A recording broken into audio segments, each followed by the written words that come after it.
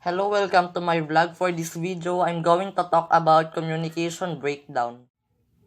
Before proceeding to the topic, I just want to introduce myself. I am Mark Joseph Alimon and I am a grade 11 ABM student, and this video is for academic purposes only. What is communication? Communication is simply the act of transferring information from one place, person, or group to another. Every communication involves at least one sender, a message, and the recipient. This may sound simple, but communication is actually a very complex subject. The transmission of the message from sender to recipient can be affected by a huge range of things. These include our emotions, the cultural situation, the medium used to communicate, and even our location. There are several barriers that affects the flow of communication in an organization. These barriers interrupt the flow of communication from the sender to the receiver, thus making communication ineffective. It is essential for managers to overcome these barriers. The main barriers of communication are summarized below. Number 1. Dissatisfaction or disinterest with one's job.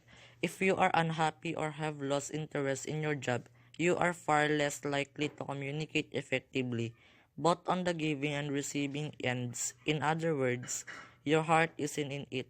This barrier is perhaps the most difficult to overcome because it involves changing a mindset, and thus it typically doesn't change until the person leaves. Number 2, inability to listen to others. Active listening is an important aspect of effective communication.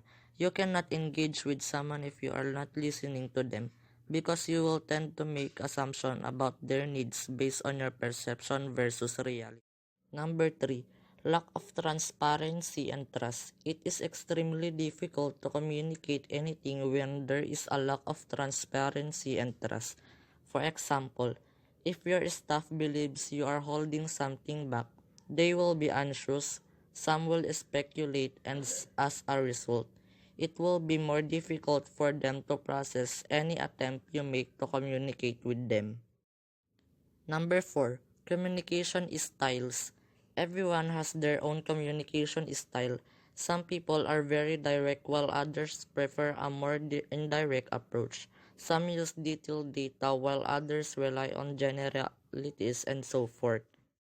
Occasionally, one person is so entrenched in their way of communicating, they find it difficult to communicate with others who rely on different style.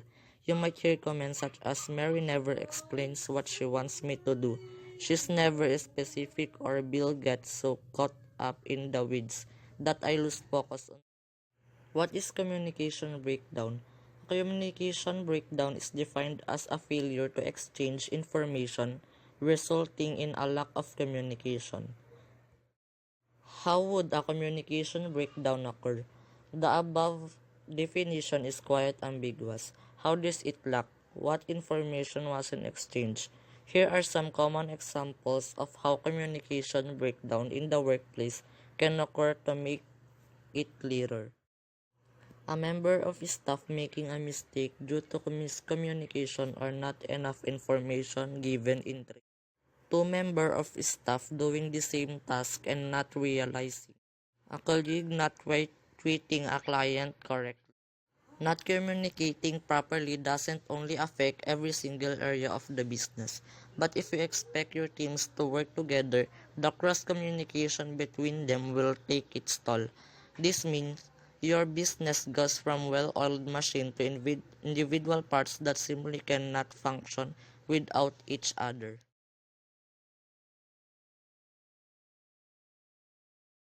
What are the causes of communication breakdown? Number 1, loss in translation. This doesn't necessarily mean a language barrier, but rather how the listener interprets certain words, phrases, or sentence structures.